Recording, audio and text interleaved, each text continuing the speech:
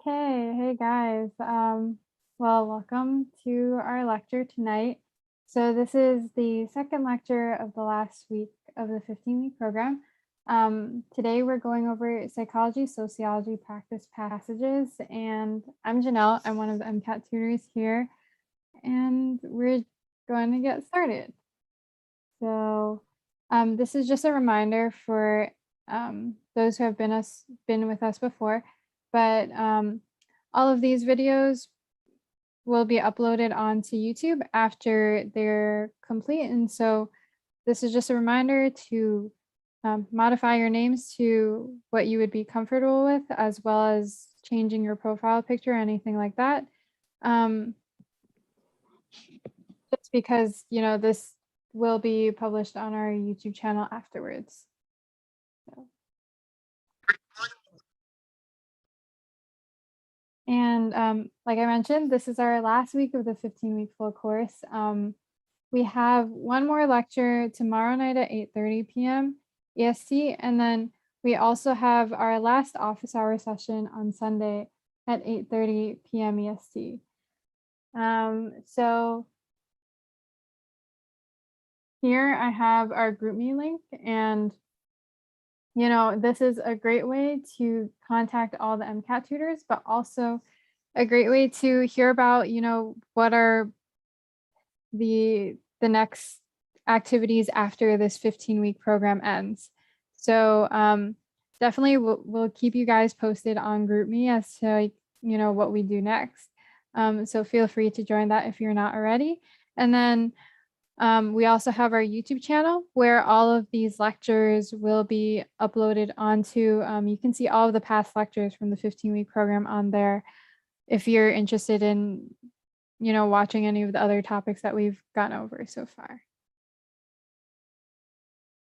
Okay, so today our learning objectives are pretty simple. We are just going to practice and review 3 psychology, sociology passages. And so I'm just going to start off with just some tips. And my tips for this section would mainly be first to gather information while you're reading the passages. So, integrate familiar terms with understanding the passage and being able to recognize these familiar terms while you're reading it. So especially with psychology and sociology, you should definitely be familiar with the content. And when I say the content, those specific psychology, sociology terms, because they use that throughout the passages. And so sometimes if you don't understand a certain concept, it makes it hard with understanding the passage itself and understanding, what is going on. But also, even the answer choices tend to be these different terms. And so really knowing these terms in and out will help you a lot tremendously on this section. And so for me, I felt like a really great resource that's completely free is the 300-page Khan Academy PDF from MCAT Reddit. I can post that in the chat right now if anyone is interested in checking it out. But it's just, there's a 300-page document. There's also a shorter version. That is 100 pages. And it just goes over the majority of the psychology, if not all of the psychology, sociology terms that you would have to know for the exam itself. And I personally use the 300-page Khan Academy one, so I thought it was great. And the other aspect, besides just gathering familiar terms and understanding them from the passage, the ones that completely are text-based, is also if there is a figure in psychology, sociology passages. So for this section, I would say a majority of the passages will be pretty text-based, but there are a few ones that might include a table or a graph. So in those cases, I feel like it's very important to identify the independent and dependent variable, especially if there is a graph, so what is changing and what is affecting the other variable that they're testing. And then also what helps me when I'm going through the passages and reading, so after you read the text, they kind of refer to another figure, and then I'll take a brief look at the figure and try to explain, briefly what I see from it, just so I understand what's going on, and then go read the rest of like what the passage is telling me from there. Um, and before we get into the passages, I also wanted to mention that I think one of the biggest challenges about the psychology, sociology section in particular is that it's the last section when you're taking the MCAT. And so the order for the sections when you're taking the MCAT, it starts off with chemistry and physics, and then it goes to cars, and then it goes to biochem, and then finally it goes to psychology, sociology. So really, I think the biggest thing is to be able to maintain your endurance throughout all of those, previous sections, to still be completely able, like 100% remembering all of these terms for this last section. Um, so I think, you know, definitely this will come with doing a lot more practice problems and practice full lengths, but I think, endurance is really one of the biggest factors for this section. So um, besides that, I feel like, at least personally for me, I thought the psychology and sociology section was pretty intuitive. So I think for most, it's not super difficult in terms of content, but more for just how it is placed in the exam. And so I have a question here of how should we build endurance?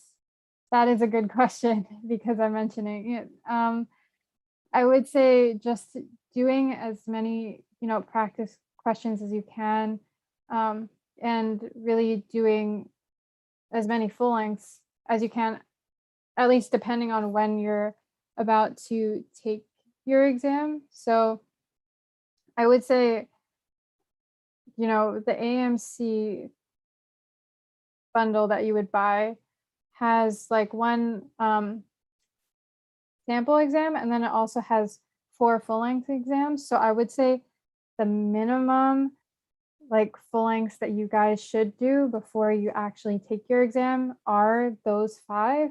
If you can do even more, that would be better, but just, continuing to practice, like doing all of these practice questions under like time constraints, like David is saying here, and like putting time constraints on yourself. Like, let's say if you're doing, passage or like just separate sections on your own without kind of like doing the full lengths, just being, when you do a bunch of these practice passages and practice questions, you will get used to it, but just maintaining that throughout your studying so that you don't quite like take a long break and then you have to get back into being able to do that 7-hour long exam.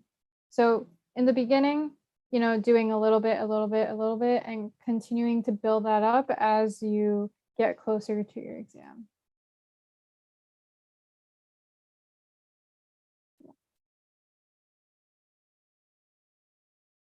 So hopefully that helps.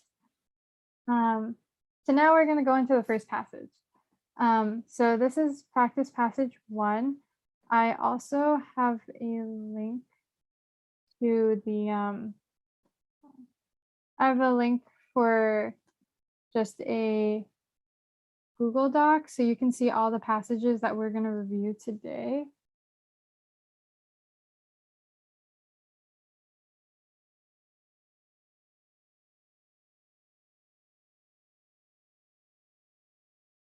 Okay, yes, it's in the chat now. But I'm going to give you guys about 5 minutes to read the passage and comprehend, what you're reading in the graph, and then we'll reconvene.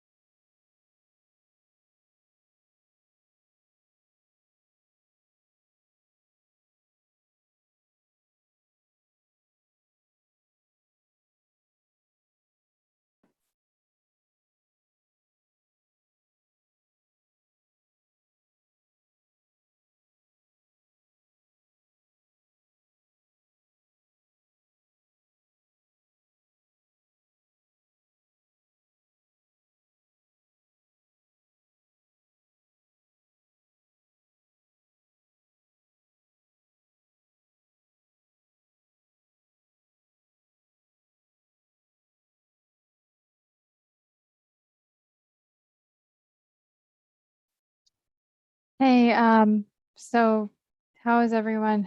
Is it okay to move on? Okay, great.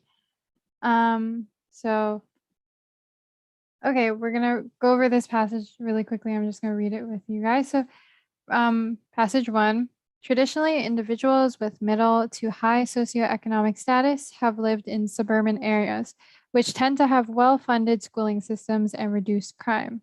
In recent years, however, major urban areas have seen an increase in the movement of individuals with middle to high SES move back to newly renovated city center neighborhoods.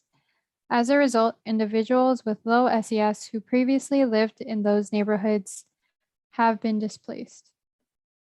In a new study, researchers aimed to track house prices in a city center area of Houston, Texas over a period of 20 years. The results from the study are shown in Figure 1. As we can see here, then the increase in housing costs has forced low SES individuals to seek housing in more industrial areas of town. As a result, these individuals face increased exposure to polluted air and water, thereby increasing the incidence and prevalence of certain health conditions, such as asthma or cancer. In addition, many of these low SES individuals experience an exacerbation of their environment-related health conditions due to lack of healthcare access. And so first question I have for you guys, what does the first paragraph tell us? If you could just briefly summarize it. You can put it in the chat or on mute. It's up to you.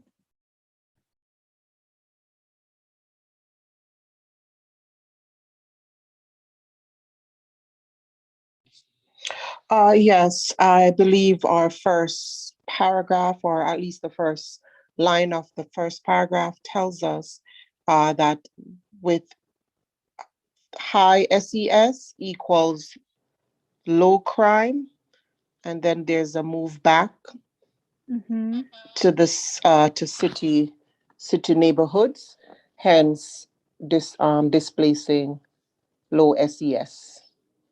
Yes, exactly. Thank you. Causing. Oh, yes.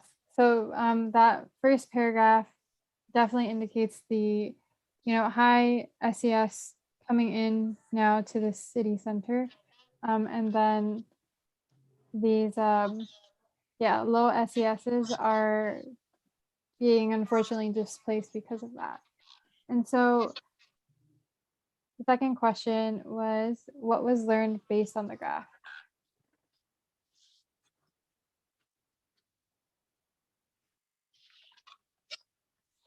Back to the graph. Where's this graph?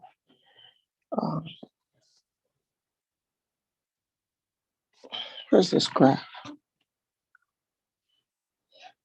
If I recall, the graph had a trending as the years increased from 2000, whatever, there was an increase, I guess, in people being displaced. I don't know what the y-axis was. I don't have the graph in front of me. Let me see if I could pull it back up. Here, got it. Yes, price per, okay, so it's price. Okay, so since 2000, there has been an increase, I imagine, in the price of these previously low income neighborhood. They've become a lot more pricier, kind of maybe some regentrification. And then towards maybe like 2008, maybe like right there when the crash, when 2008, when we went through that crash, there was a dip in the housing price.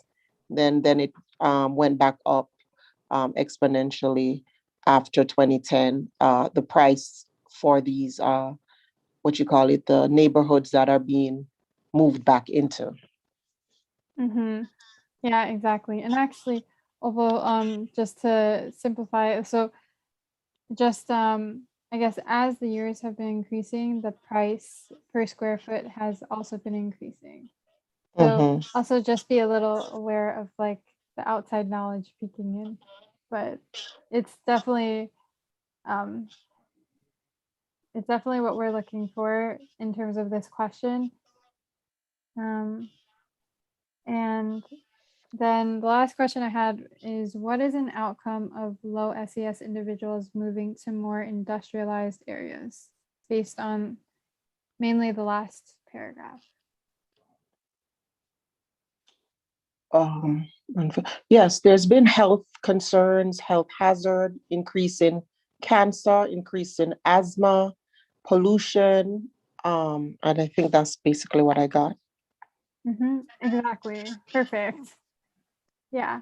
So I see in a question here in the chat as well. There's a question about, for psychology passages, do we need to read them like CARS passages, like P1? Do you mean like putting a sentence for each of the paragraphs or like summarizing them? Oh, okay, yeah. So I think that for psychology, sociology, it's all these processes are definitely based on your personal preference.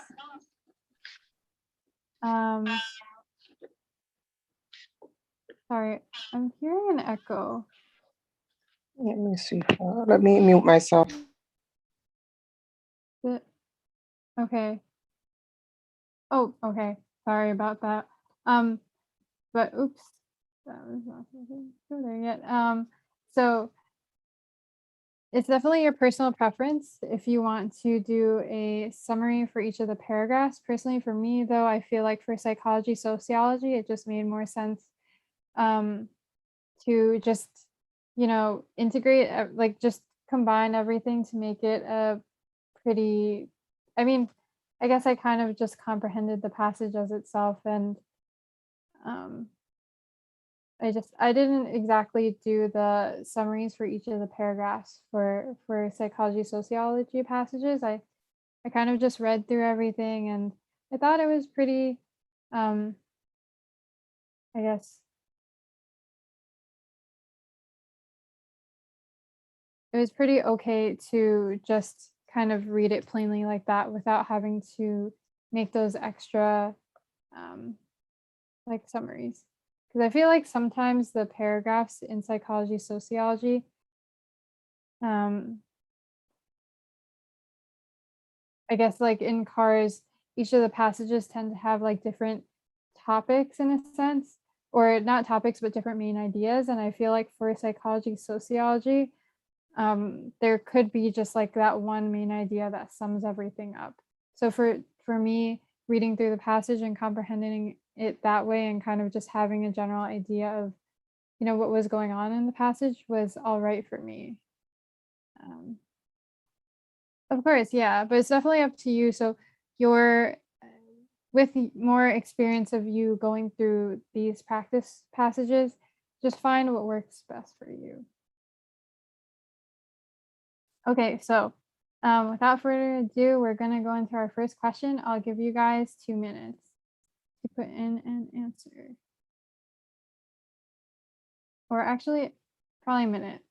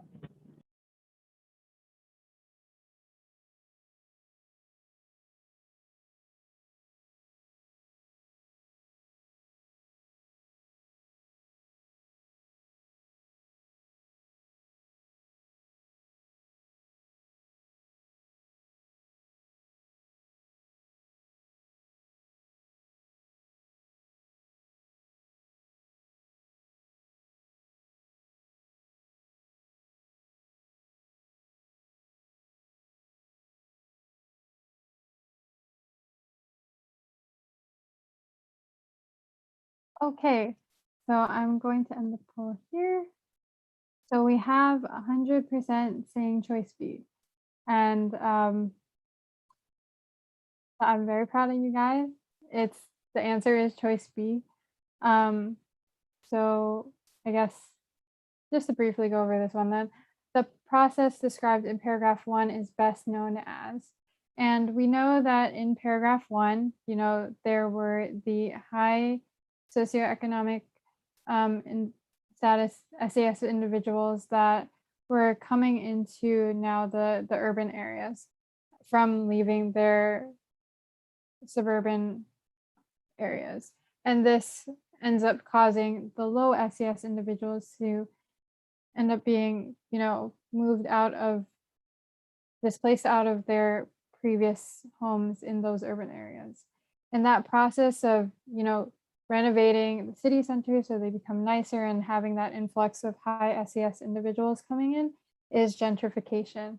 As a definition of this term is for psych-soc. In terms of the other options, so renovation, I guess would be more like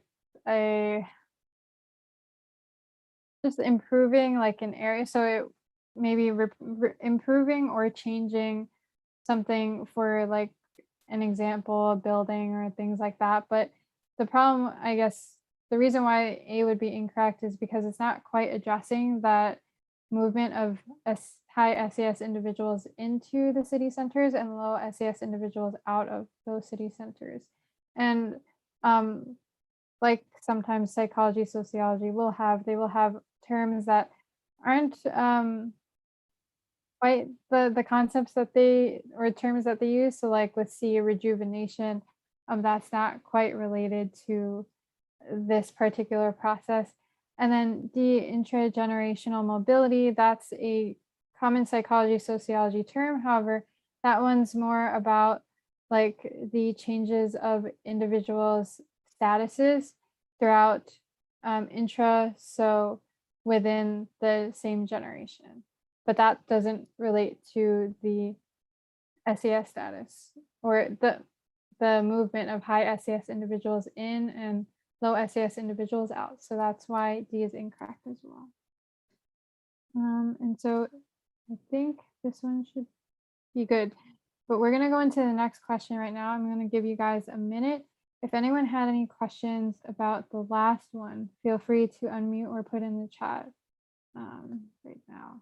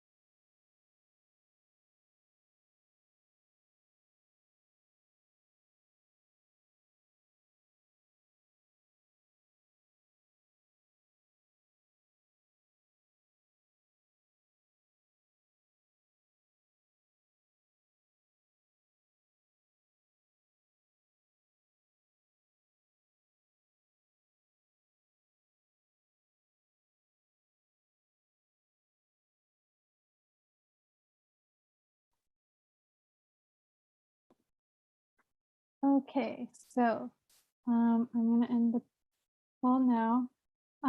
Yes, Opal? I'll ask you. It had to do with the previous question. I'll ask you after you go over this one. Oh, okay, sounds good.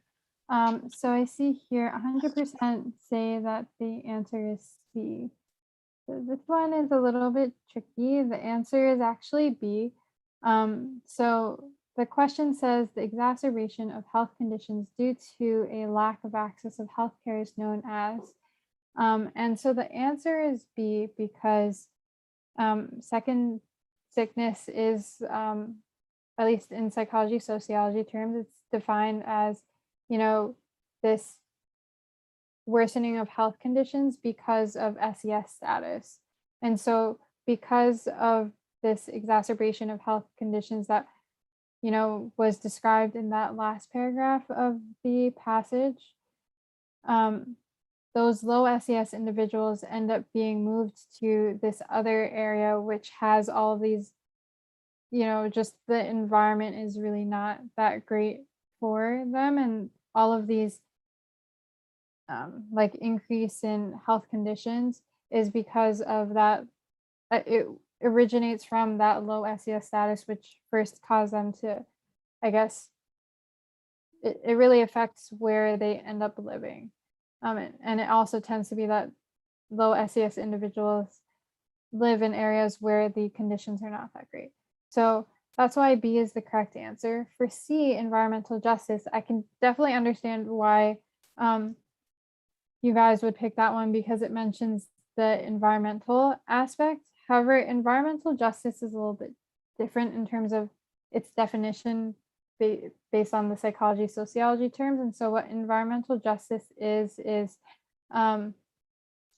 the right that every individual living anywhere should be able to, have proper access to healthcare and be able to have, be able to take care and maintain their health. And so it's more like every area shouldn't have this kind of inequality of their health conditions because of where they're living. So that's why C is incorrect, because it's kind of like, because that's how the term is defined. And then for A, absolute poverty, that's in the event where individuals are extremely poor that they can't even buy like basic needs. Although, absolute poverty is associated with SES. It's not, the term itself is not related to the exacerbation of health conditions because of the lack of access to healthcare. So the way the term is defined is just in terms of not being able to, like having such low income that you can't pay for basic needs. And then for D, medical mistrust, that one is not quite, so that's definitely a patient-doctor interaction, but that isn't a term that would describe the question prompt here. And so that's why B is the correct answer. Does anyone have, if anyone has questions, feel free to ask now. My question was for the previous example with the intramobility. Does that have to do intergenerational mobility? Does that have to do with, say, for example, a family who has one sibling becomes like a stockbroker and the other one a janitor? Is that the intergenerational mobility?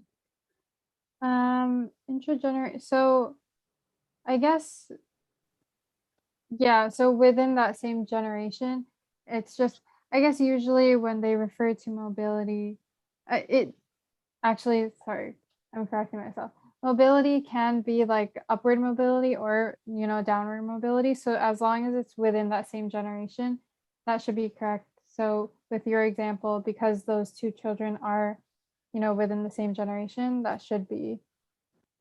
Okay. All right. That's it. Okay, so great.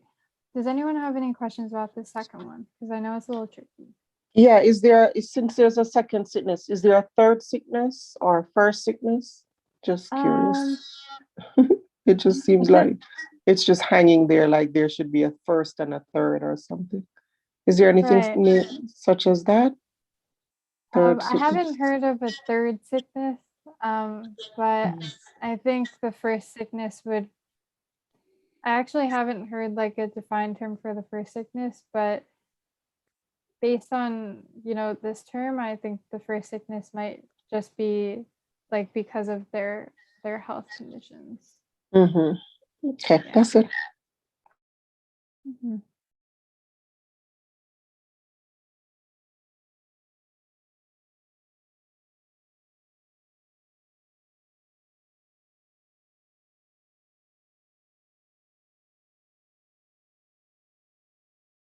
And like David's saying, so intergenerational is within the same generation. So you can move from janitor to stockbroker, and intergenerational would be if your parents were janitors, but you became a stockbroker.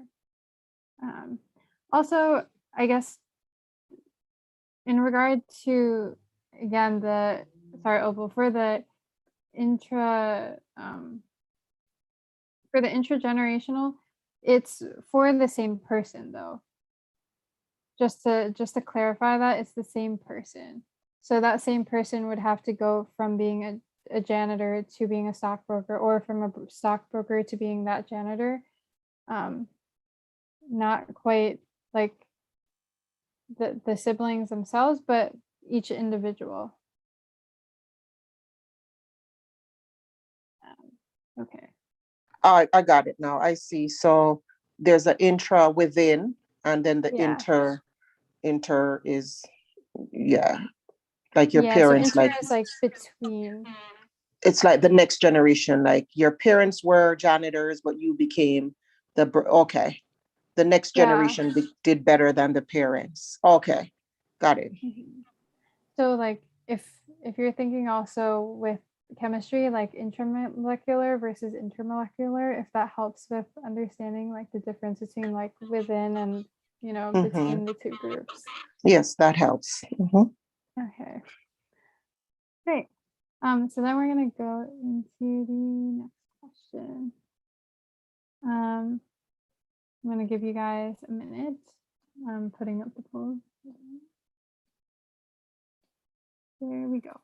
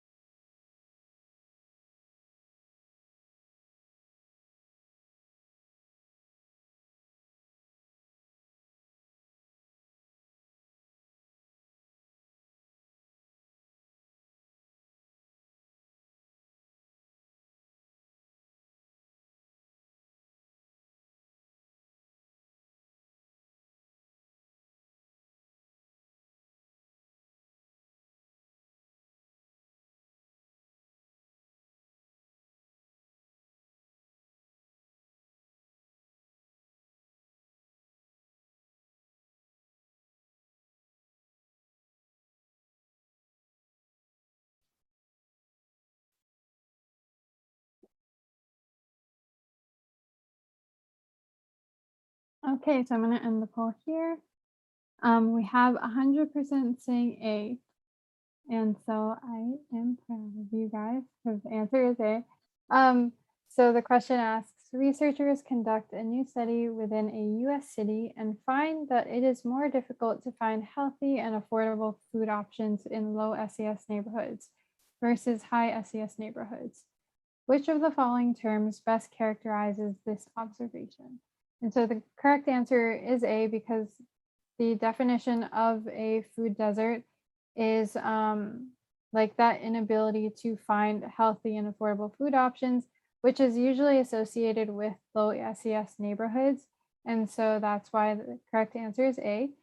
For the other choices, B, global inequalities refers to, the differences between and the inequalities between different countries. And so that's not, I mean, within them, it can include the low SES and high SES. It's just that in terms of characterizing this particular observation of finding affordable food options, healthy and affordable food options, that doesn't quite describe that. Intersectionality is more in relation to the different like factors of oppressed groups that can influence that play a role in your interactions with others, but also your identity. And so that's not quite related to this. And urban decay, that's more just like a decay of like those urban neighborhoods, but that also doesn't quite relate to this term. So that's why the answer is A. Does anyone have questions about this one? Oh, Yeah, definition. I live near the train tracks, and the train was passing when you defined C. So what was the definition of intersectionality?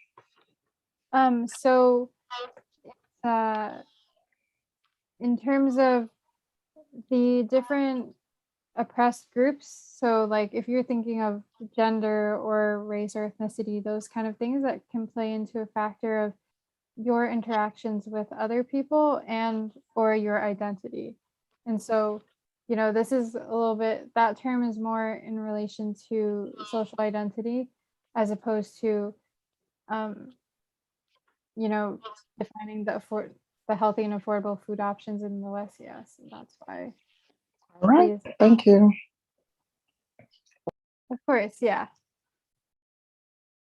Does anyone else have any other questions? Not, I'm going to move on to the next one. I'm going to give you guys a minute again to fill this one out.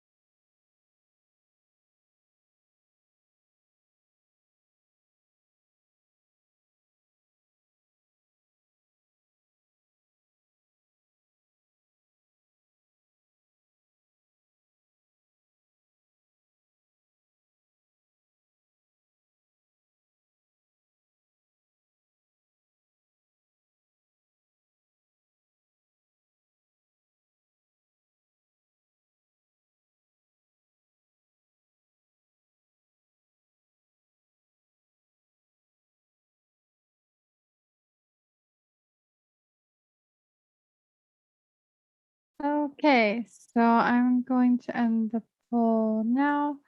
We have about 50% saying A and 50% saying D. So their correct answer is D.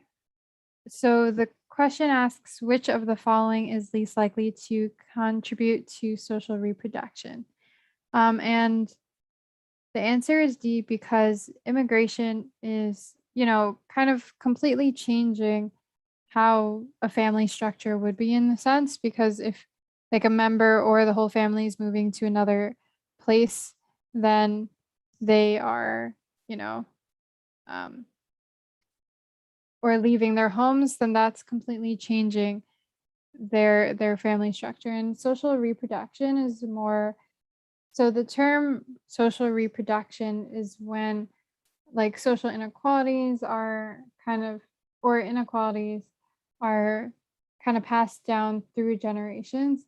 And this, for like high SES individuals, they they would keep maintaining their wealth as their generations go by. And for low SES individuals, it's the idea that, their economic status would also kind of be maintained throughout time. And so that's why for D, that's the incorrect answer. And for choices A, B, and C, cultural capital relating to, the aspects within your culture that you value. They could be material things. They could be just, values that are shared. That's cultural capital. Social capital in terms of like your network or social network of the families that we're thinking about for this. And then prestige, just like that, value placed on the individual, or like how much individuals kind of like know about this particular maybe family. So these other choices, A, B, and C, they play a role into how, for example, like high SES individuals continue to maintain that high degree of wealth as their generations keep going by, because they have the social capital to provide, a social and cultural capital to provide their children with resources to do well, and, potentially get really good jobs and be able to maintain that high SES as well as the prestige, because they would know the family. And yes, prestige can be based on your education, job status, or title, just anything like others can see of an individual and kind of recognize um, recognize certain positives about it, or even negatives if it might be associated with um, the SES.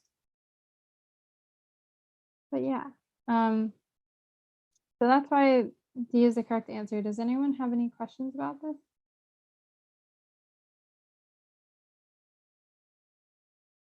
Okay, so then we are going to go into passage 2 now. I guess how long do you guys think you need for this passage? You can either put in chat or unmute. Like, is 5 minutes okay, or do you prefer a little shorter? 3 minutes? Okay, 5.5. Okay, so then I guess we'll go in, let's go in the middle for like 4.5. 4.5 minutes starting now.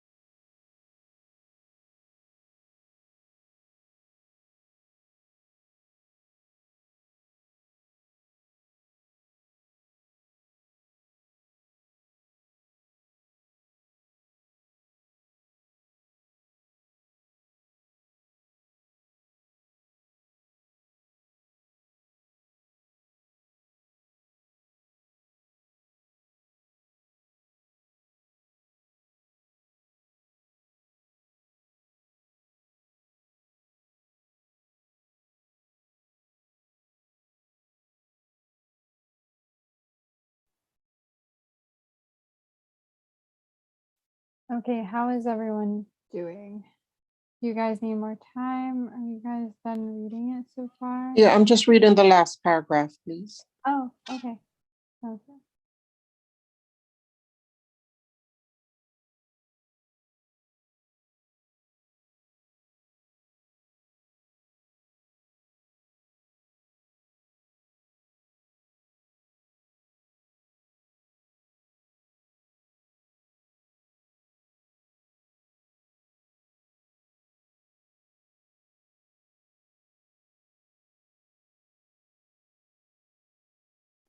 I'm done.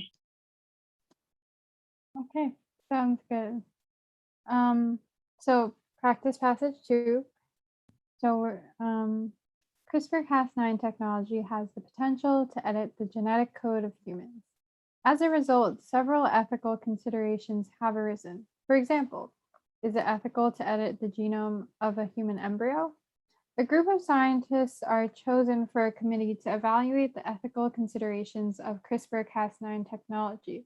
Before attending the meeting, all of the scientists across believe that the technology has tremendous potential benefits as an investigative tool, but are extremely cautious and wary of the widespread use of the technology in clinical settings. The scientists are split into 2 groups, and each group is to come up with a scientific policy recommendation. Before discussing a new policy recommendation, Group 1 is shown a video that graphically displays the dangers of genome editing. Group 1 does not have a time limit to come to a decision.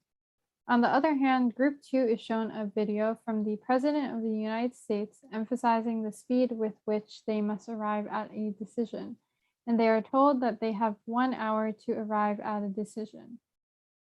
The evening following the exercise, the groups are asked to present their findings. Group 1 presents a policy entirely denouncing the CRISPR-Cas9 technology and states that the potential negatives significantly outweigh the positives. Group 2, on the other hand, presents an uncreative policy that states regulatory limitations should be created only as problems arise. So, kind of similar to the last passage, but what does the first paragraph tell us for this one? If anyone wants to add in the chat or unmute.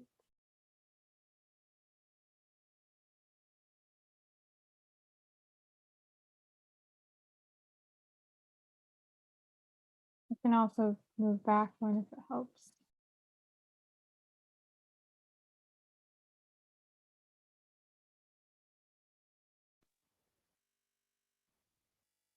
If no one wants to go, does anyone else want to go?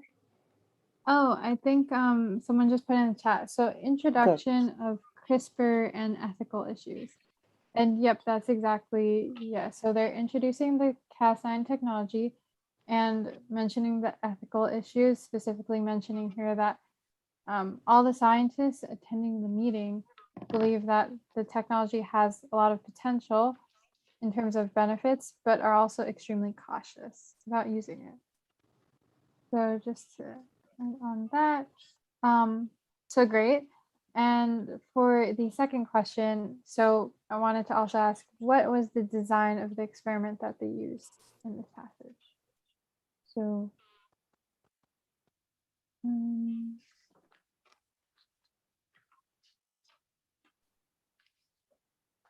or I guess by design, I just mean like, how did they kind of figure out what they wanted to do for this, or how did they do their experiment?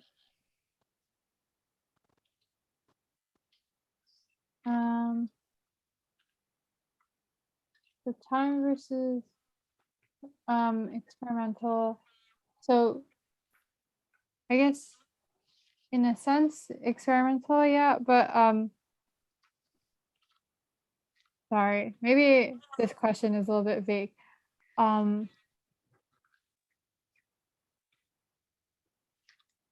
guess how did they split the individuals?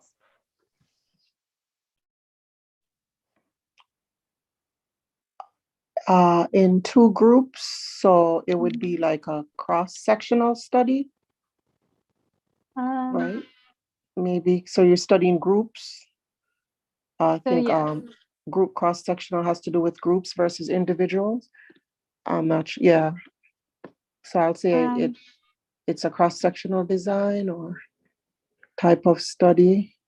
I'm thinking it's a type of study, so like a cross-sectional because it's between groups, not individuals. right. So it is, sorry, my question was a little bit misleading.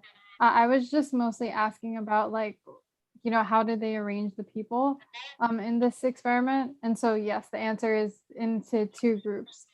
In terms of like the type of experiment or like the study design, um, I'm not completely sure, like, I guess how I would define it in terms of cross-sectional versus like cohort versus experimental. I feel like in this case, though, it would be more experimental because you are changing this variable of like the video that's being shown to people in the two groups.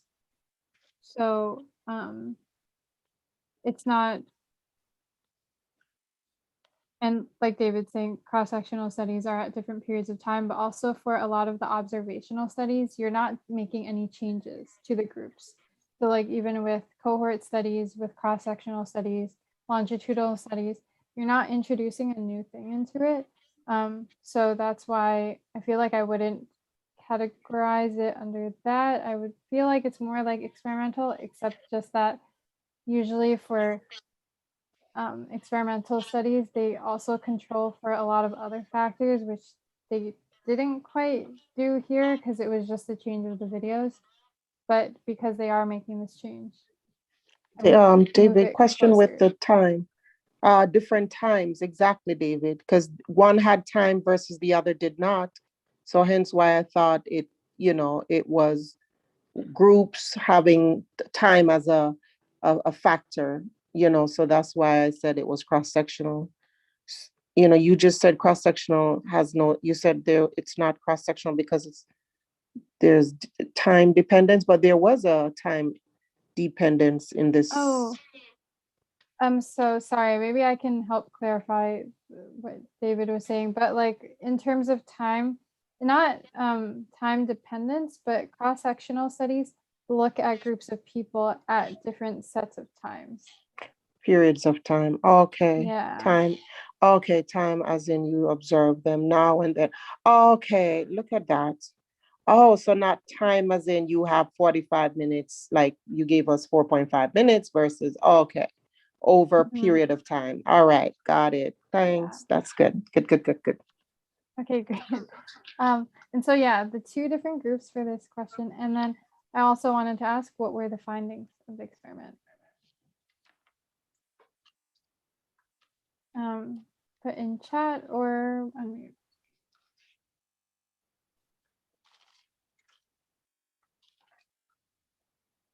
Well, group one denounced, found that there was no need uh, they denounced the ethical consideration, and group two said, yeah, they could make considerations as needed. Was kind of vague, Mm-hmm. but Yeah. I was So kind of vague as to what negative. It says potential negatives. It didn't go into what the negative. It just says as needed, or and group that's group two, and group one was they denounced it totally. They weren't for these ethical considerations. Entirely yep, denouncing. Uh-huh. yep, exactly. Thank you. Yeah, so that's exactly their findings. Group one entirely denounced the technology. Group two, they, I guess, were trying to, they didn't specifically denounce it, but they just said that there should be limitations if there are any problems. So, as we can see, there are kind of like a difference between the two groups based on the things that they were exposed to. So, now we're going to go into our first question. I'm going to put up the poll and give you guys a minute.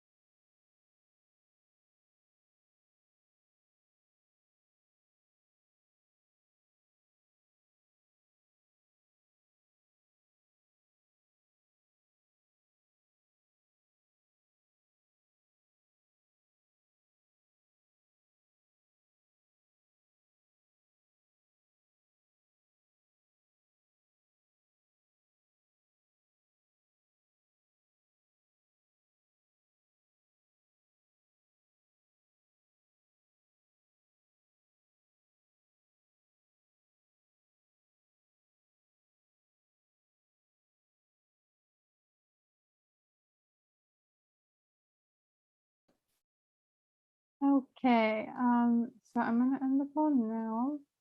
So we have 100% saying C. And for this one, the answer is actually D. So the question asks, which of the following best describes how Group 1 arrived at its policy recommendation? So Group 1, as we remember from the findings, were the group that completely denounced the use of the technology. And so the reason why the answer is choice D, group polarization, is because as a group, they ended up having this really, this really big drive to have this like negative decision. And so if you go back to the passage, okay, so if we go back to the passage, we see from the first paragraph, right, that it already mentions that all the scientists in this particular meeting are extremely cautious and they, are wary of this widespread use of CRISPR-Cas9. So they're already like on the fence already. They kind of are very careful about it. And then we see that they're split into two groups. So for group 1, they show a video that displays the dangers, like all the potential problems that could go wrong. I mean, all the potential problems with genome editing. And another factor, they say that group 1 doesn't have a time limit. So at the end, they have that policy that entirely denounces the CRISPR-Cas9. And we can see kind of like a change where they were a little bit wary. They were then shown this video that mainly focuses on the negatives of genome editing. And then they had time to discuss with each other. They didn't have a particular time limit, so they could continue like talking for a really long time. And then they entirely denounced it. So you kind of see the change in their attitude of how it became kind of in the middle to then being polarized to one specific area. And so that's why the answer is the group polarization, because like the term is the idea that when you are in a group and you kind of have people in the group have similar ideas, however, like they may not be as extreme as they could be, as the discussions keep increasing within that group, your opinions, if they're the same with the rest of the group, or if you're like in the middle, kind of like unsure area of it, being in that group itself will cause you to, really have that extreme view of a particular policy. So for in this example, it was related to the negatives of genome editing. And being in that group caused them to entirely denounce it by then. So that's why the answer is D. For C, groupthink is the term is a little bit different. And so groupthink is the term where people believe that when you're in a group,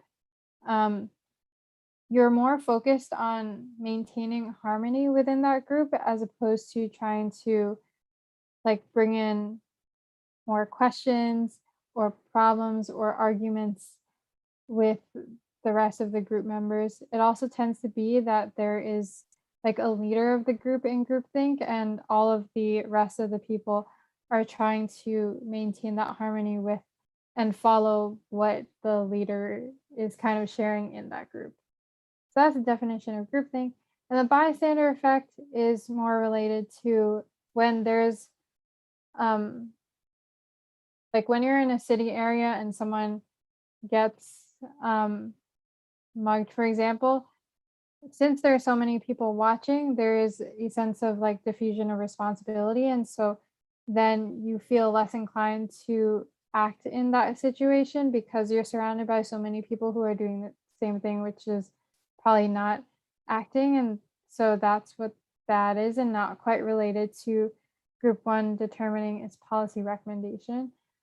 And then social loafing is when you're, let's say, working in a group project And because and then there are individuals in that group that are not doing the same amount of work as the other individuals, and rather they're just kind of not doing the work at all because they believe that the other group members will be able to, you know, do the work for the group. So those are those terms. Does anyone have any questions about this one?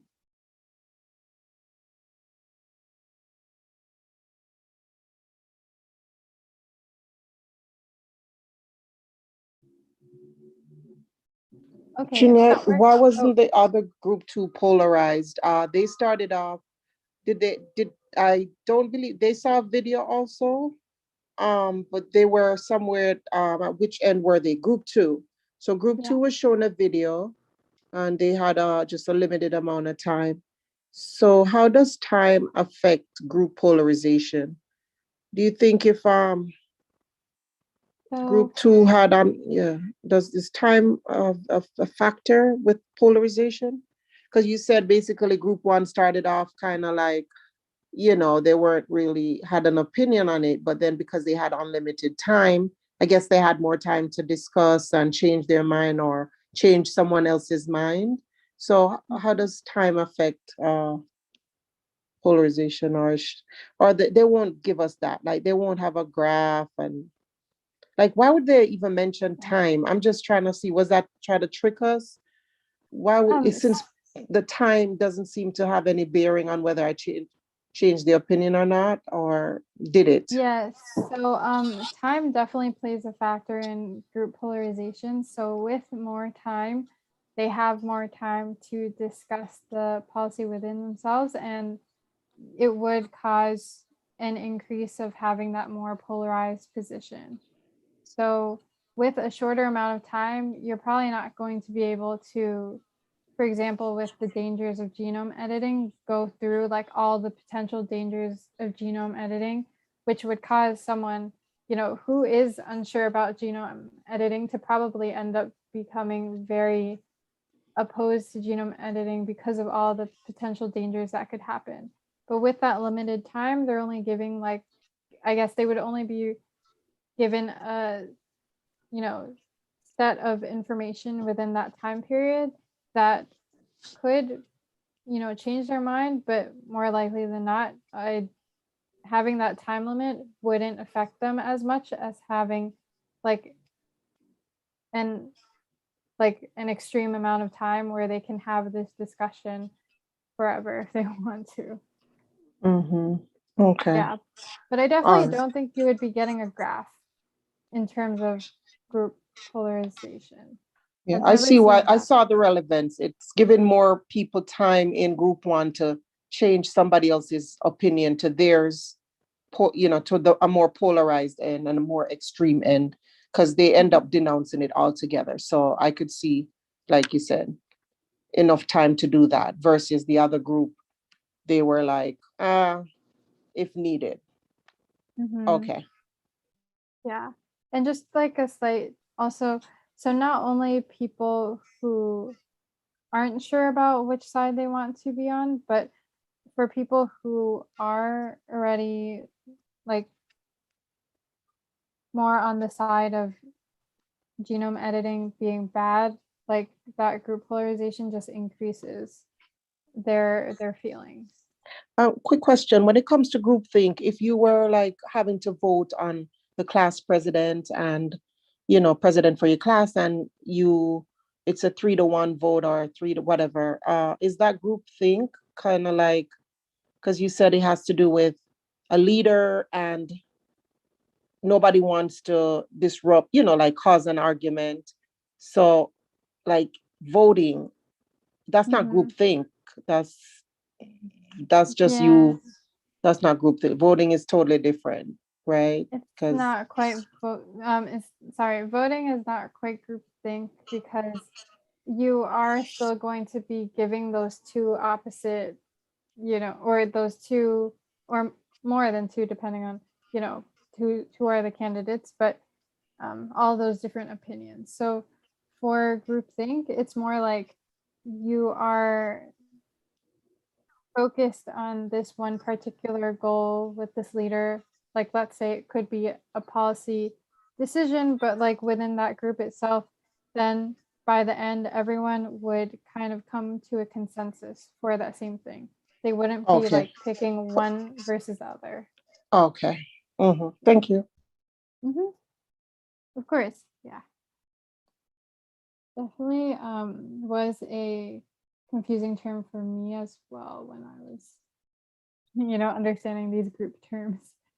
So, yeah, so this was the one that we did. So this oh no. Okay, well, I guess I kind of spoiled it for you guys.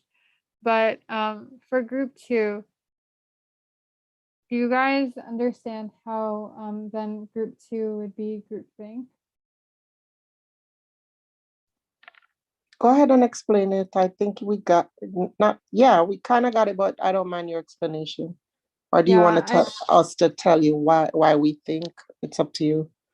that would probably be, I mean, that would be cool too. Yeah, if you guys wanted to give your explanations as to why it's groupthink, because I think from that first question, I did kind of touch on the differences between group 1 and group 2. So I would love to hear your interpretation of it as well.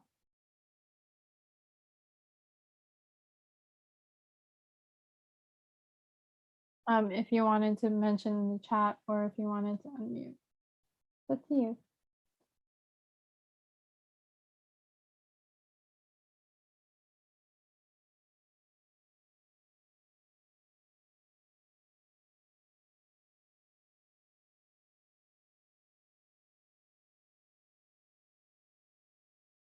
Um, well, I guess in that case, I think I'll just go over it. So the question asks, which of the following best describes how Group 2 arrived at its policy recommendation? And as we can see from this practice passage, contrary to what Group 1 was experiencing, Group 2 was shown a video. So I guess to start off, the people in Group 2 also had a similar idea as the rest of the scientists that believe that, the technology has benefit, but they're still cautious. And then they're shown a video from the president emphasizing that they should, arrive at a decision at a specified amount of time. And then at the end, they presented an uncreative, the way the passage describes it, uncreative policy that states regulatory limitations should be created only as problems arise. And so in relation to this question itself, groupthink, as I previously mentioned, is related to really trying to maintain the harmony of a group. And so in a lot of cases, when you are under that time pressure, it causes you to want to make that decision as soon as possible within that time frame, because if you're thinking of it, if you keep having the discussion, then it's going to go over the time, and then once it passes the time, no one will be able to say succinctly what their group is thinking about. So that's why the answer is C, groupthink, because with that shortened amount of time, they came up with with a policy, an uncreative policy as described by the passage. And I guess another factor of groupthink is that the policies or the decisions that groups come up with because of groupthink tend to be unproductive. And so I think that uncreative word that they added in there really adds to even more why the answer choice is C, groupthink. So with and yeah, because of limiting timing, the group 2 leader could only say yes or no, and I don't think anyone else would have wanted to add more questions, because then that would prolong the conversation. So for the other choices, I realized they're all the same choices as before. So group polarization, it would have polarized their opinions, in which case for group 2 that didn't quite happen. and bystander effect, in relation to not really having a diffusion of responsibility based on the amount of people around you, and social loafing, not putting in the same effort as other people in a group project because you think that, everyone else will be putting in the work. So now for this question, I'll give you guys a minute and I'll relaunch the poll. If anyone has any questions as well, feel free to put in chat or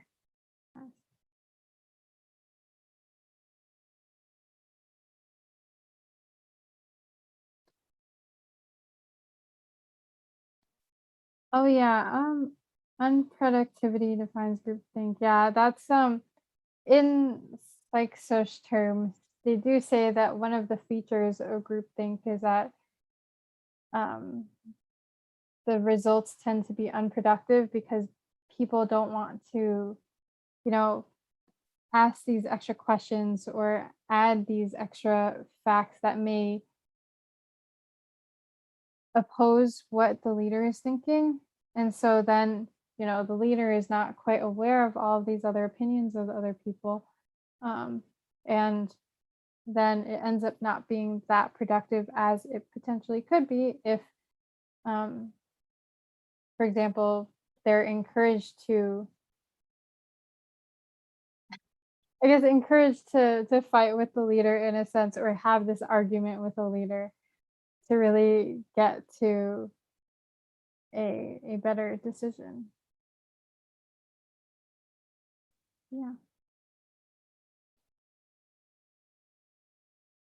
Okay, so I am going to close the poll. So we have 100% saying C. And the answer is C. So a scientist initially rejects the policy recommendation in group 1, but agrees after she realizes that she is outnumbered. This is an example of conformity and a very good example of conformity because it tends to be that within a group, like the experiment with the lines before, conformity is really about an individual tending to change their decision in order for it to match with the rest of the group. And this is exactly what the question is describing, because that scientist changes the decision, her decision, because she's outnumbered by the rest of the people there. And so she's conforming to the group surrounding her. So for the other choices, though, a term that's often connected with conformity is obedience, but obedience is a little different in the sense that obedience refers to an individual, following the orders of someone who is like an authoritative figure or like a leader in a sense.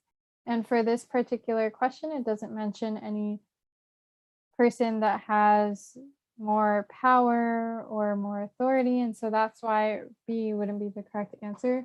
For A, socialization is a term describing like the way that people are, socializing with others, and like the different modes of socialization, whether it be like media, social media, I guess just communication, and like I think anyway, like yeah, so all the different types of ways that can encourage that communication and exchanging of cultures, that is the definition of socialization, which isn't quite related to this question. And social facilitation is when so this was a term that I felt like confused me or made me sometimes choose the wrong answer a couple of times, but it's related to usually when there's an audience watching an individual performing a task. And what would happen is usually the individual, if the task is easy, the person will perform it really well with that audience around them. However, when it's like a difficult task, it tends to stumble them a little bit more. Also, like if they've been practicing a performance, for example, and they make um, if they're practicing a performance, for example, then the part that or the way that they practice will really influence how they perform in front of their audience. So if they, for example, keep making a mistake at a certain point in the piece for, let's say, a musical performance, then when they have this audience, they'll most likely make this mistake even if they try fixing it at the last minute, because they tend to, go back to their original actions and feel a little bit more nervous because of that audience that's watching them. So, does anyone have any questions about this one? Yeah, can you go over obedience again? Yeah. So obedience is a little bit more related to having an authoritative figure or a leader there that's telling another individual what to do. And so that individual um, following the leader would be obedience, and like listening to, the leader's actions. Okay. Yeah.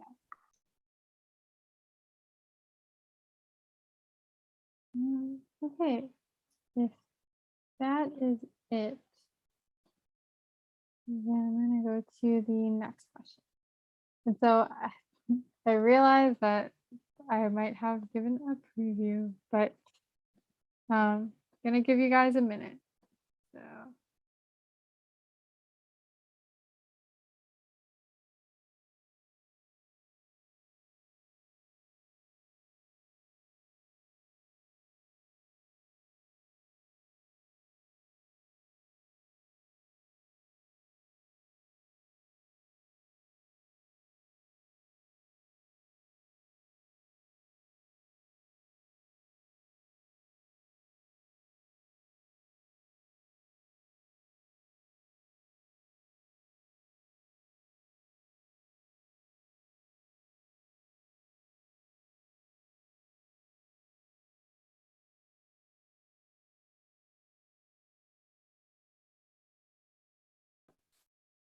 Okay, I'm going to end the poll now because it looks like we got everyone.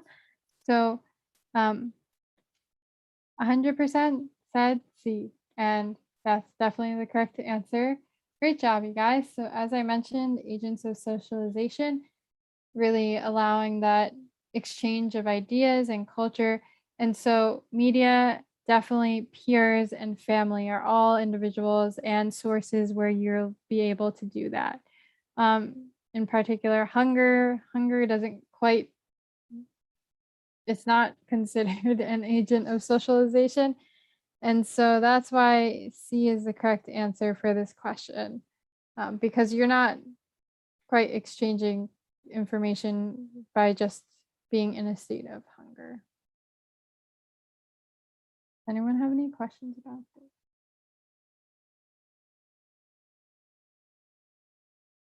Okay, so now we're going to go into passage 3. So our last passage of tonight. Okay, so for this one, how many minutes do you guys think you need?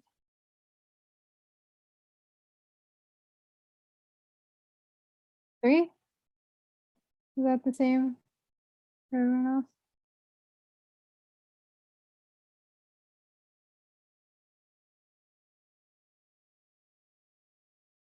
So 4, you guys? Are you guys okay with that?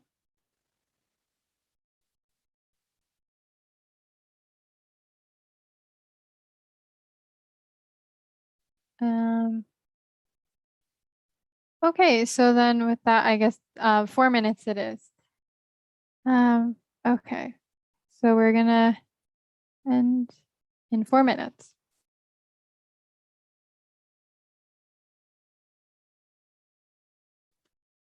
Sorry, not end. I mean, come back in 4 minutes.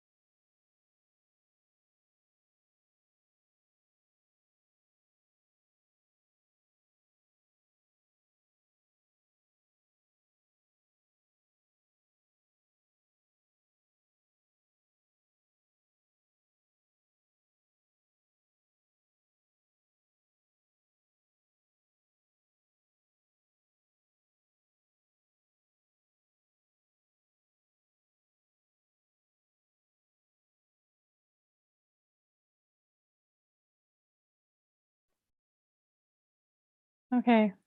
How is everyone doing? Is everyone okay? Did you guys get through everything? I guess.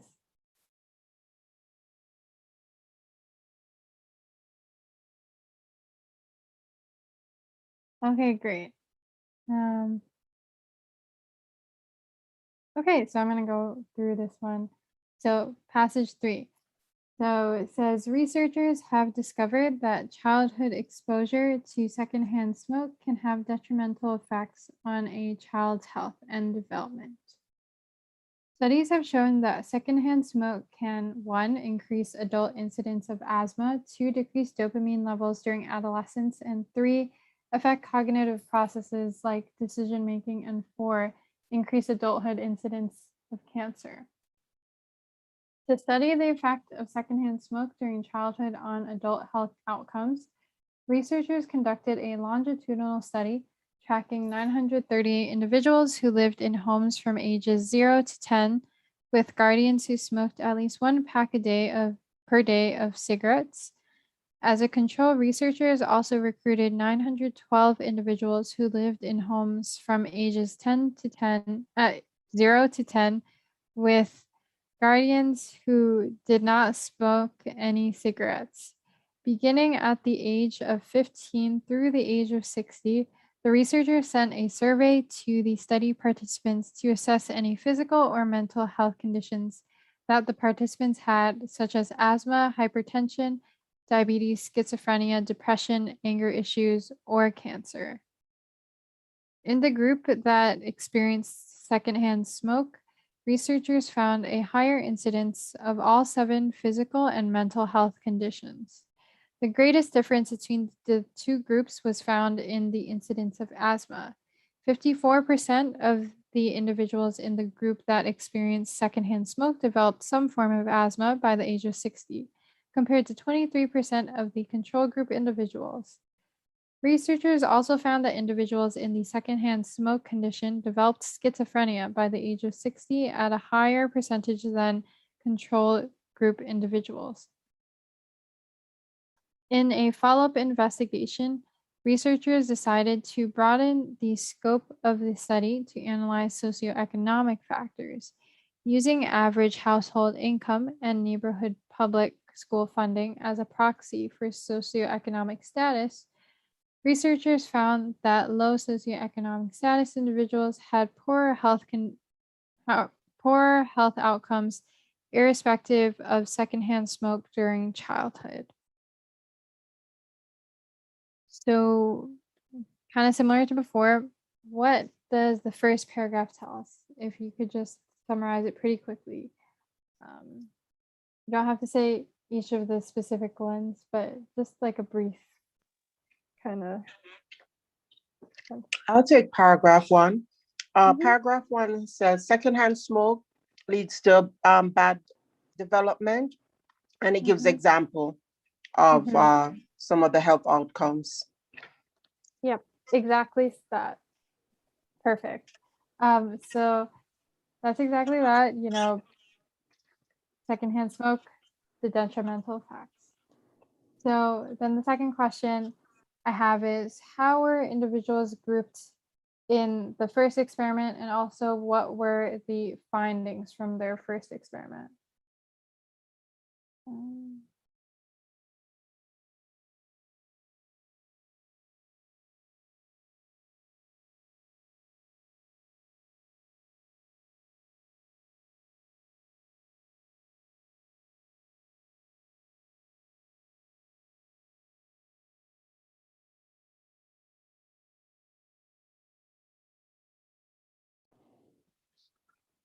No one else? Anyone?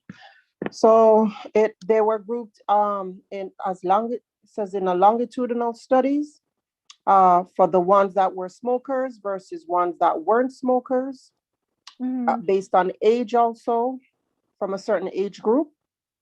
Yeah. And what was the second part of the question? And what were their major findings?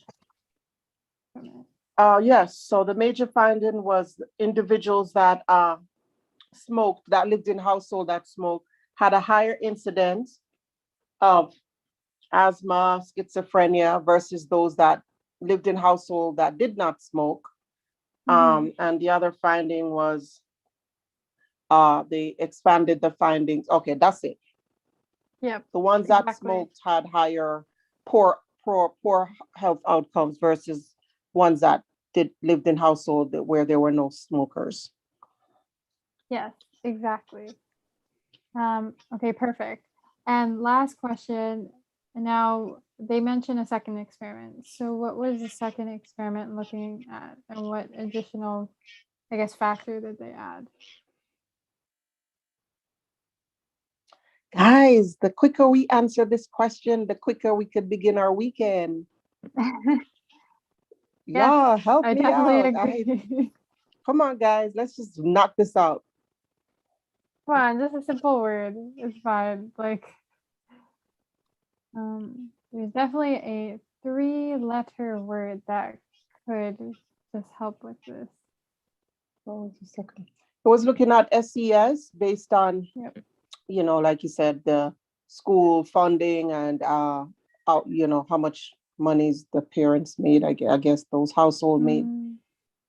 Yeah, yeah. So the answer is related to, the SES is a factor that they added. And I like it that, okay. Someone else mentioned in the chat that her weekend is MCAT. So I guess that is true when you are, you know, MCAT is life. Oh wow, okay. But yeah, you know, that definitely is the MCAT prepping life up until you take your exam. So definitely true, guys. Okay, But that's so it. then you guys, That explains why you they guys don't should want to. definitely like add a question, like add an answer in here, so you know you're practicing it. Definitely. Okay, so now we're gonna go to our first question. I'm gonna give you a minute and choose an answer.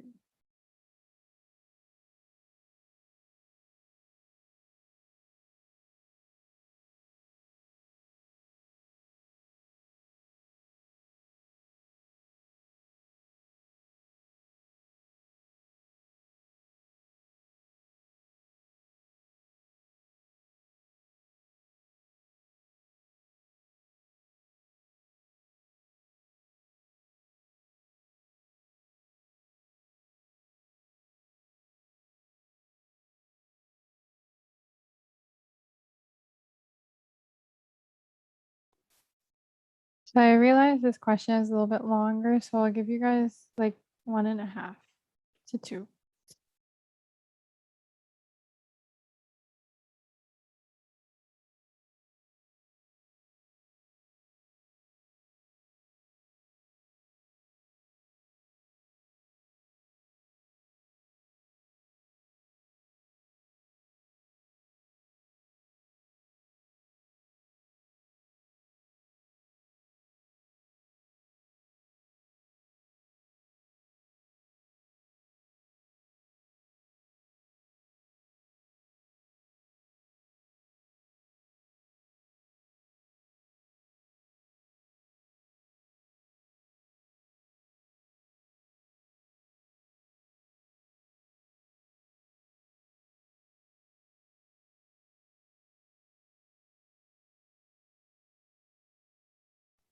Janelle, could you pull up D? We can see only the first half of D.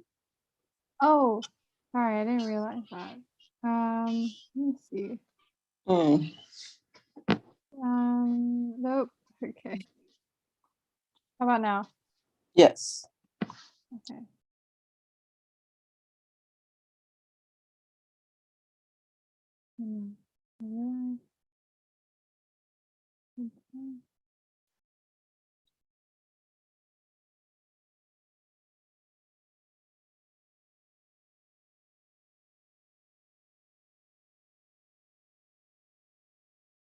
Okay, so I'm going to end the poll. One more here. second, one second. Oh, Let me put my okay. vote in. 1 second. Okay, of course, of course. Sorry.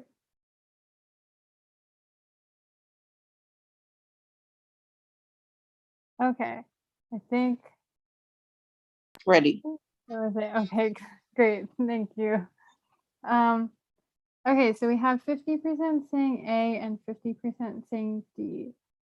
So the answer is actually C. So I'll go into this. So the question asks, a researcher points out that there is a difference in the size of the secondhand smoke group and the control group, which would invalidate the results of the study.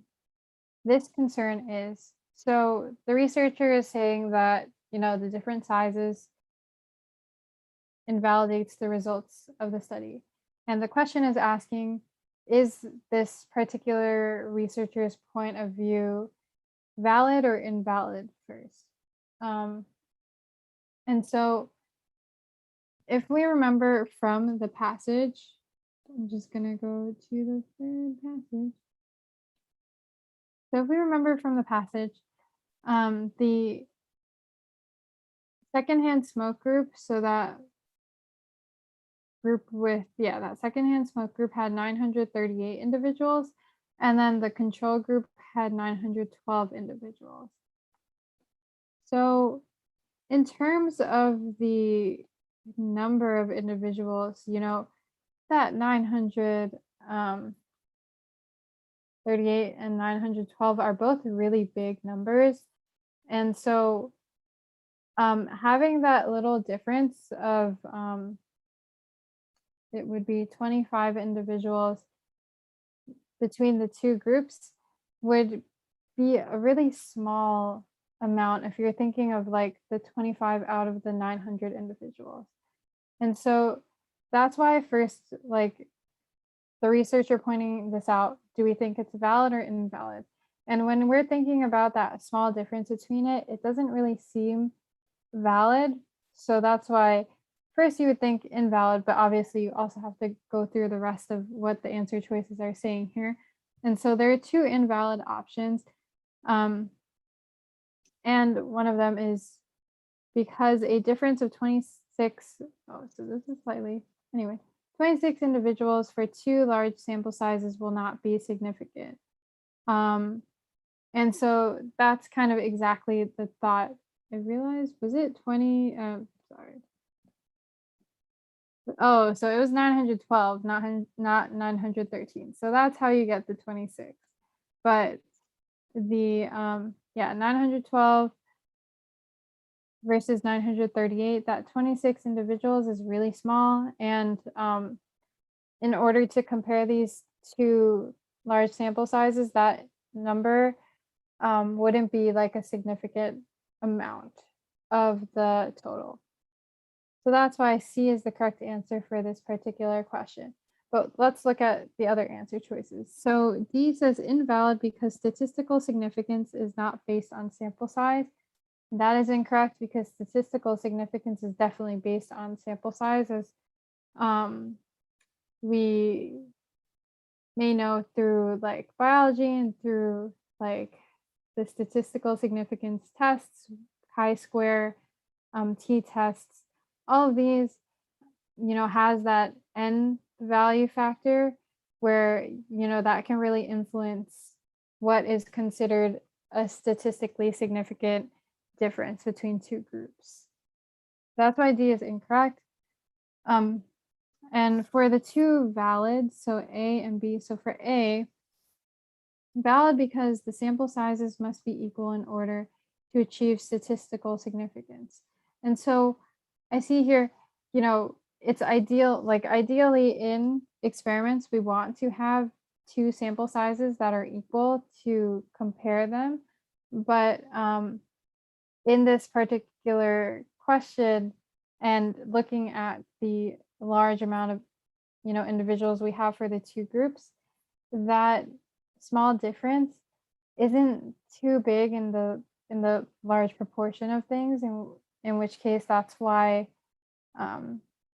it's not valid, but also that sample sizes don't necessarily need to be exactly equal, just really relatively close in terms of the sample sizes. And then for B, it says valid because these unequal sample sizes will produce bias. And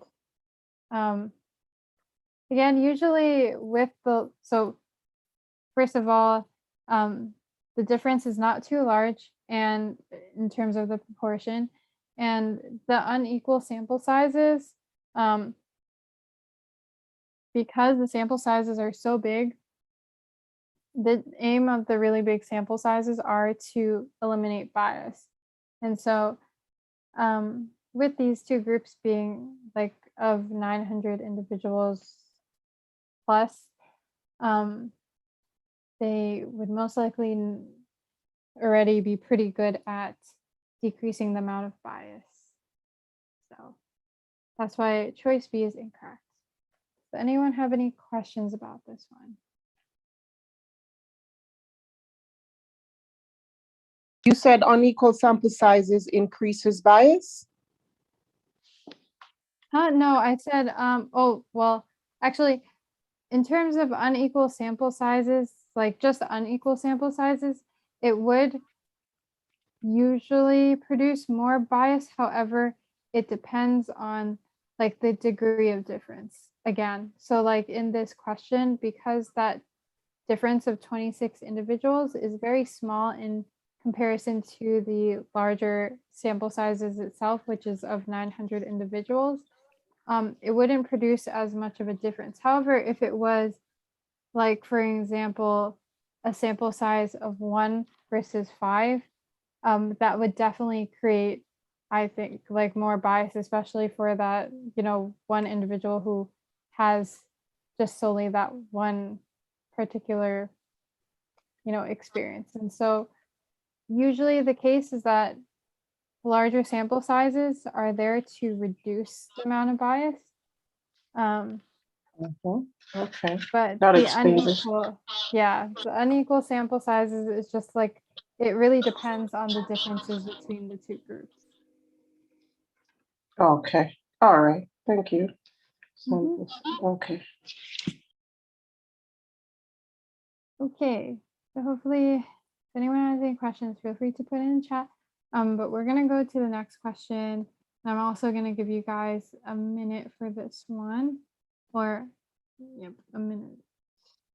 This one's a little bit shorter.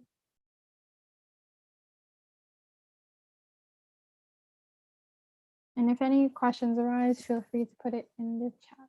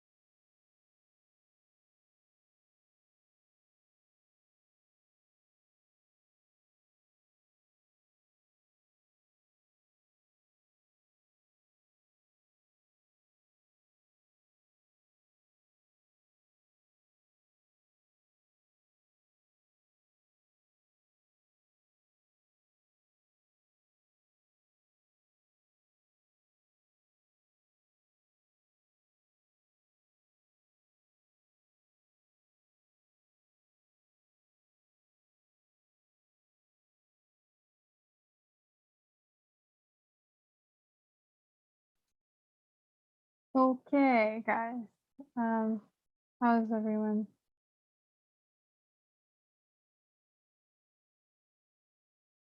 If it's okay, I'm going to end the poll. Okay, so I have 100% saying A, and I'm very happy because the answer is A.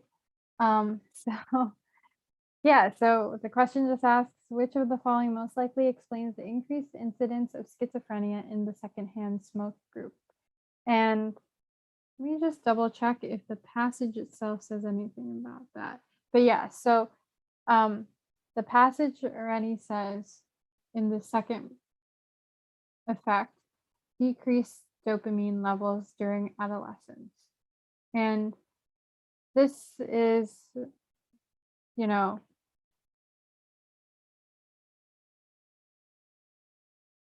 this is something that you guys should definitely know for the MCAT Psych Soc section.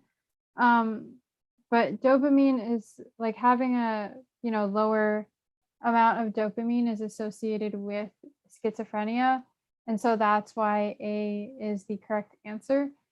For B, serotonin is related to depression. So if you have really low levels of serotonin, that's associated with factors of depression, but this question is asking specifically for schizophrenia. For acetylcholine and epinephrine, there aren't particular like mental conditions that or I guess conditions associated with psychology in particular that I am aware of. And so that's why for C and D, those are not the correct answer. Yeah. Does anyone have any questions about this?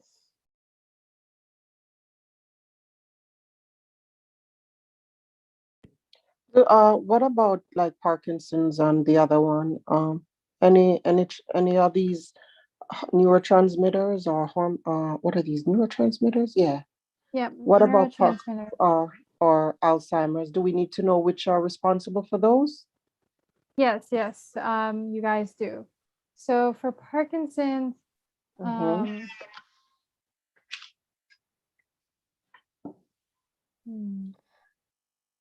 I see. I could look it up. Okay, I might have to get back to you on that. But I definitely think that it's also associated with dopamine. Yeah, and like David, Parkinson's, okay, and the Parkinson's. Alzheimer's. And Alzheimer's is I think Alzheimer's has these pockets, these not spark. so with It creates these holes, right? Like some sort of with holes. Alzheimer's, it's more like a decay A of okay, in the yeah. fibromyalgia. Okay. All right. So no particular neurotransmitter linked to Alzheimer's, but Parkinson's has dopamine. All right. Oh, wait, actually, okay, so just double check. So Alzheimer's is associated with acetylcholine and glutamate. So decrease in acetylcholine is associated with Alzheimer's. Okay, so that's C. C will go with Alzheimer's. Okay. Potentially, or glutamate. So acetylcholine and glutamate. Okay. Alzheimer's. I did, I believe I went a little more in depth than this in the psychology sociology lecture with the Yes, you gave us you did give us a chart with different ones. Yeah. yeah. So that's why I knew acetylcholine. I kind of knew acetylcholine was associated one of those. So because you said you didn't know of any psychological disorders, but I guess Alzheimer's isn't really psychological. It's more. Oh, I mean, it definitely falls under that. That was my fault. Sorry. That I forgot that acetylcholine was associated with Alzheimer's. And are we sure epinephrine has no no association with a disorder? Epinephrine, that one I'm pretty sure, but I haven't. Okay. Not ones that we have to know for the exam. Okay. Just the ones you mentioned. All right. Yeah. And I believe that one was in the organization of the brain lecture, where, I connected the neurotransmitters to the different, conditions, but also the different parts of the brain to the conditions. I can revisit it. Sure. Thank you. Or you can definitely ask a question in the group. I'd be happy to answer. I can just double check that. Any questions, definitely ask them. So next question. I'm going to give you guys a minute.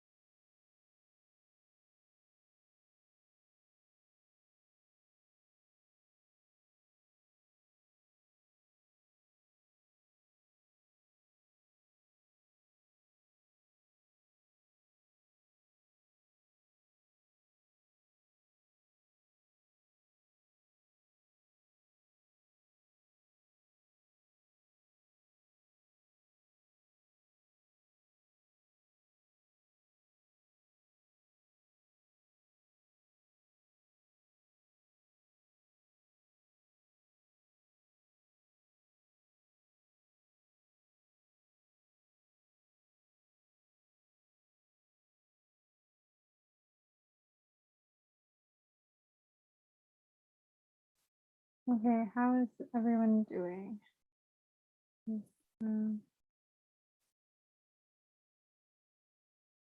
Okay, so I'm gonna end the poll now. We've got 100% saying C. So definitely agree with you guys. The answer is C. And great way to end this lecture, might I say. But yeah, so the question asks, in a new study, researchers discover that individuals with low SES experience worse health outcomes than individuals with high SES. The result is best explained by which of the following? And so the answer is C, socioeconomic gradient of health, because, you know, that's associated with low SES experiencing worse health outcomes and high SES experiencing better health outcomes because of, tends to be multiple factors, the amount of money they can pay for these, health appointments and procedures, but also like the locations at which they live. So like we touched on in passage 1, the low SES individuals tend to be in areas with poor conditions, and so that also influences their health outcomes. And so that's why the answer is C. For B, food deserts, we went over that a little bit before, but not having availability for affordable and healthy food options tends to be associated with low SES areas. But for this particular question, we're focusing on the health outcomes. So that's not quite the answer for B. Gender inequality, that one is not related to the low SES individuals experiencing worse health outcomes. So that's why A is the incorrect answer.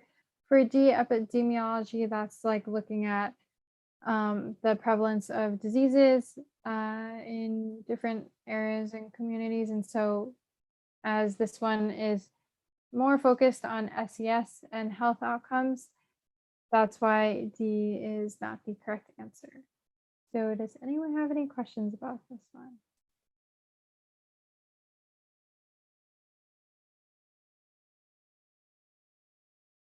Okay, well, thank you guys for coming tonight. This is our second to last lecture. So tomorrow we have one more session of practice passages, and our last office hour session will be this Sunday from 8:30 to 10:30 p.m. EST if anyone has any questions about this or any other topics. And I also want to mention that, future directions of this MCAT group, this MCAT section of Socratic Med will be specified in the GroupMe, our Instagram, which I listed are at here, and our Facebook. And if you're on our email list, the email list as well. And I will try to get this PowerPoint and recording to you pretty soon, but if you don't find them in the next day or so, feel free to send a message on GroupMe about it and I will get back to you. So thank you guys so much for, not only tuning into this session, but also our lectures during the 15-week program. Wonderful.